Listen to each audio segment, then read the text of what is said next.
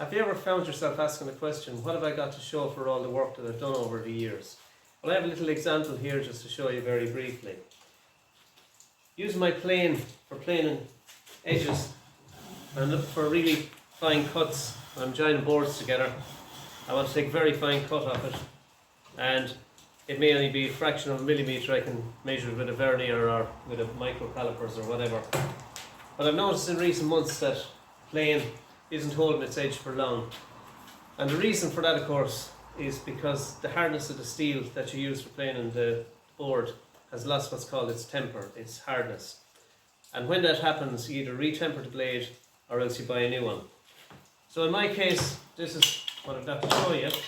I took out the old blade of my plane and I bought a new one to replace, because this isn't worth tempering anymore. There's too much wear gone down on the blade.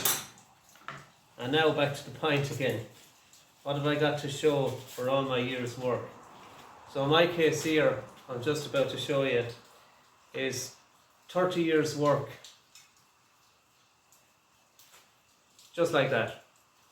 That's 30 years work of fine planing, countless hours, countless jobs, blood, sweat and tears and many jobs.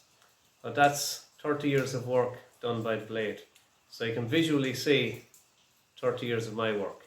Bought this blade about 1993 or 1994, and I just thought I'd share it with you, that can we answer the question, what have I got to show for it?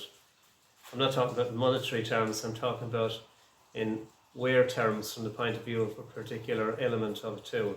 So that's it. Wear and tear, 30 years. The new blades I have, by the way, and the old blade I have, got introduced to Japanese laminated steel blades, obviously 30 years ago or more. So I bought a brand new shiny one. I've got to prep that now, and that'll take a bit of time, get it into optimum shape. And this one, the temper would be up there, the hardness of the steel would be up there. It's normally Rockwell 68 or Rockwell 64. That's a scale whereby they measure the carbon content of the steel. So the higher the number, the greater the amount of carbon within the blade. So the first half an inch of the blade there would be tempered, and when I come back half an inch I'd have to re-temper the blade again, and that's a whole process. Show that down the line. I could do it with the old blade, but because the old blade has worn back to nearly its maximum capacity, it's not worth doing the tempering process for that. So just going to chuck that away. I mean, I can't ask any more than get 30 years service out of a blade. So there we are once more, 30 years of my work from 1993 to 2023. So there you go. And I just hope you can see that. There it is on edge. So it's done many a fine job that. And just to point out that even though most of the work we do, the groundwork is done on machines and all that, there isn't any within the project. You've got at any time within the project, you've got to use hand tools. So the machine tools won't always do what you want them to do. You've got to come down to hand finishing, especially for little fine joints and so on. You have smooth surfaces that you want on the finishes.